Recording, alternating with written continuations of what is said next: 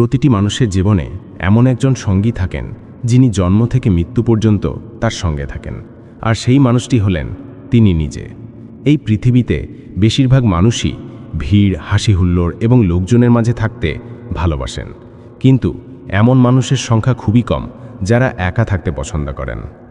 একা থাকা কোনো খারাপ অভ্যাস নয়, বরং এর রয়েছে বহু অসাধারণ সুবিধা। যারা একা থাকতে ভালোবাসেন, ভিড় বা হুল্লোড় পছন্দ করেন না, তাদের মন বা মাইন্ড সাধারণ মানুষের তুলনায় অনেক বেশি শক্তিশালী হয়ে থাকে। সত্যি বলতে এই মানুষগুলোর চিন্তাভাবনা বা থিঙ্কিং পাওয়ার অনেক গভীর হয় এবং তাদের মস্তিষ্কও হয় অনেক বেশি তীক্ষ্ণ। আজকের এই ভিডিওতে আপনি একা থাকার এমন 8টি বিশেষ সুবিধা জানতে চলেছেন যা আপনাকে কেউ আগে বলেনি। ভিডিওটি শেষ পর্যন্ত অবশ্যই দেখবেন, কারণ শেষে কিছু গুরুত্বপূর্ণ কথা আছে যা আপনার জীবনকে বদলে দিতে পারে। তাহলে শুরু করা যাক। 1. অনন্য ব্যক্তিত্বের অধিকারী, ইউনিক পার্সোনালিটি। যেসব ব্যক্তি একা থাকতে ভালোবাসেন তারা খুবই অনন্য হন, তারা সবার থেকে আলাদা হয়। আপনি নিশ্চয়ই শুনেছেন যে প্রতিটি মানুষের মধ্যে কিছু না কিছু বিশেষ গুণ বা প্রতিভা লুকিয়ে থাকে, কিন্তু সেই গুণ বা প্রতিভাকে আপনি আপনার মধ্যে কিভাবে খুঁজে পাবেন? আপনি আপনার সেই গুণ বা প্রতিভাকে তখনই খুঁজে পাবেন যখন আপনি নিজের সাথে সময় কাটাবেন।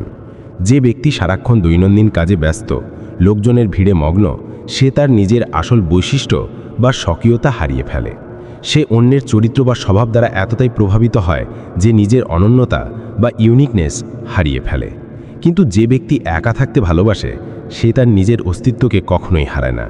এই ধরনের ব্যক্তির একটি আলাদা ইমেজ থাকে। সে কারো দ্বারা প্রভাবিত না হয়ে নিজের নিয়ম ও নীতি তৈরি করে এবং নিজের মতো করে জীবন উপভোগ করে। 2. ইতিবাচক দৃষ্টিভঙ্গি, পজিটিভ অ্যাটিটিউড। যখন আপনি লোকজনের মাঝে থাকেন তখন মনে মনে একে অপরের সঙ্গে তুলনা বা কম্প্যারিজন তৈরি হয়। লোকেরা একে অপরের দুর্নাম করে। কারো মধ্যে সামান্য ভালো গুণ থাকলেও অন্যরা তার প্রতি হিংসা শুরু করে। কিন্তু যখন আপনি একা থাকেন এবং নিজের সঙ্গে সময় কাটান, তখন আপনি নিজেকে আরও ভালোভাবে বুঝতে শেখেন, নিজেকে জানতে শেখেন। আপনি নিজেকে প্রশ্ন করেন যে আমার মধ্যে কি এমন গুণ আছে যা আমাকে অন্যদের থেকে আলাদা করে তুলেছে। যখন আপনি নিজেকে এইভাবে প্রশ্ন করবেন, নিজেকে জানবেন ও বুঝবেন, তখন আপনি নিজের মধ্যে এক প্রকার পজিটিভ এনার্জি বা ইতিবাচক শক্তি অনুভব করা শুরু করবেন। 3. আত্মসম্মান বৃদ্ধি, সেলফ রেসপেক্ট। যখন আপনি বহু মানুষের সঙ্গে বেশি মেলামেশা করেন তখন সেখানে আপনার সম্মান বা রেসপেক্ট কমতে শুরু করে। লোকেরা আপনাকে হালকাভাবে নিতে শুরু করে। কিন্তু যারা একা থাকেন তারা তাদের আত্মমর্যাদা সবসময় বজায় রাখতে পারেন। 4. সৃজনশীল মন, ক্রিয়েটিভ মাইন্ড। একা থাকতে ভালোবাসা লোকেরা অত্যন্ত সৃজনশীল মনের অধিকারী হন। এর কারণ হলো একা থাকার কারণে তাদের মস্তিষ্ক কোনো প্রকার বিরক্তি ছাড়াই ভাবার জন্য প্রচুর সময় পেয়ে যায়, যার ফলে তারা কোনো বিষয়কে গভীরভাবে ভাবতে এবং অ্যানালাইজ করতে পারে। এই নীরবতা তাদের মস্তিষ্কের সৃজনশীল অংশকে উদ্দীপিত করে। 5. আত্মনির্ভরশীলতা, সেলফ ডিপেন্ডেন্ট। যেসব ব্যক্তি একা থাকতে ভালোবাসেন তারা আত্মনির্ভরশীল হন। এই ধরনের মানুষরা কোনো কাজ বা বিষয় কারো ওপর নির্ভর করেন না। তারা নিজের কাজ নিজেরাই ভালোভাবে করতে জানেন। এটি খুবই ভালো একটি গুণ, কারণ আজকাল এই পৃথিবীতে বেশিরভাগ মানুষই খুব স্বার্থপর হয়। কারো কাছ থেকে সামান্য সাহায্য নিলেও সেটা সারা জীবন আপনাকে শোনাতে পারে। কিন্তু যদি আপনি একা থাকেন এবং স্বনির্ভর হন, তাহলে আপনি আপনার কাজ নিজেই দক্ষতার সঙ্গে করতে পারবেন। 6. মানসিক ও আবেগীয় শক্তি, মেন্টালি অ্যান্ড ইমোশনালি স্ট্রং। যে সকল ব্যক্তিরা একা থাকতে ভালোবাসেন তারা মানসিকভাবে এবং আবেগীয়ভাবে উভয় দিক দিয়েই শক্তিশালী হন, কারণ তারা জানেন যে যদি আজ তাদের সামনে কোনো সমস্যা আসে তাহলে সেই সমস্যা থেকে একাই বের হতে হবে। আমাকে নিজেই এই সমস্যা কাটিয়ে উঠতে হবে। এই উপলব্ধি তাদের মধ্যে আত্মবিশ্বাস বাড়াতে শুরু করে এবং তারা মানসিক ও আবেগীয়ভাবে আরও শক্তিশালী হয়ে ওঠেন। 7. অধিক উৎপাদনশীল, মোর প্রোডাক্টিভ। একা থাকার সপ্তম গুণ হল এই সকল ব্যক্তিরা অন্যদের তুলনায় অনেক বেশি উৎপাদনশীল হন। একা থাকার কারণে কোনো প্রকার বাধা বা ডিস্টারবেন্স থাকে না, আর না থাকে কেউ কথা বলে মনোযোগ নষ্ট করার জন্য। এই কারণে এই সকল ব্যক্তিরা কোনো কাজে তাদের সেরা ইনপুট দিতে পারেন।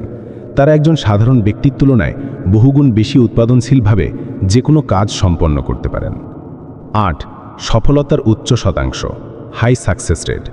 যে সকল ব্যক্তিরা একা থাকেন তাদের অষ্টম গুণ হল এদের সফলতার হার অন্যদের তুলনায় অনেক বেশি হয়।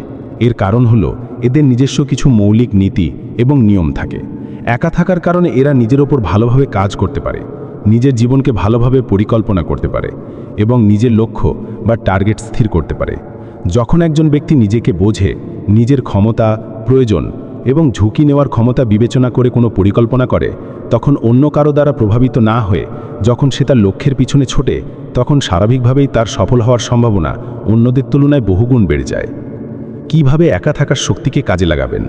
এখন প্রশ্ন হলো, একা থাকার অর্থ কী, আর কিভাবে আমি একা থেকে নিজেকে শক্তিশালী, সৃজনশীল ও উৎপাদনশীল গড়ে তুলব? দেখুন, একা থাকার মানে এই নয় যে আপনি নিজেকে একটা ঘরে বন্ধ করে দেবেন, পরিবার, বন্ধু বা কর্মক্ষেত্র থেকে আলাদা হয়ে যাবেন, এমনটা নয়। একা থাকার অর্থ হলো আপনার চারপাশে যে নেতিবাচক মানুষ বা নেতিবাচক পরিবেশ রয়েছে, বা সোশ্যাল মিডিয়ায় যে অপ্রয়োজনীয় সম্পর্ক তৈরি করে রেখেছেন, সেই সকল থেকে নিজেকে দূরে সরিয়ে নিজের জন্য, নিজের পরিবার, সত্যিকারের বন্ধু, নিজের লক্ষ্য এবং স্বপ্নের জন্য সময় ব্যয় করা। আমি বলছি না যে সফল হওয়ার জন্য সবসময় একা থাকা জরুরি, কারণ যদি তাই হতো তাহলে ক্রিকেটাররা দলগতভাবে সফল হতে পারত না।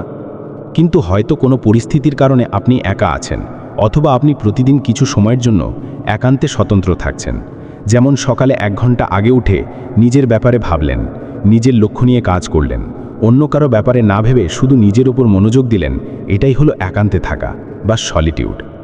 একা থাকার অর্থ হলো নিজের সাথে যুক্ত থাকা, কানেক্ট উইথ সেলফ। সবসময় একা থাকা জরুরি নয়, কিন্তু সারাদিনে কমপক্ষে 1 থেকে 1.5 ঘন্টা সময় বের করে নিজের জীবনকে বিশ্লেষণ করুন, নিজেকে প্রশ্ন করুন, নিজের মনে উঁকি দেওয়ার চেষ্টা করুন, নিজেকে জানুন, নিজেকে বুঝুন। আপনি কি করতে চান আর কি করছেন? বাইরের জগতের প্রভাবে আপনার নিজের অস্তিত্ব শেষ হয়ে যাচ্ছে না তো? আপনার যে নিজস্ব মূল্যবোধ বা সম্মান রয়েছে, তা অন্যের কারণে নষ্ট হচ্ছে না তো?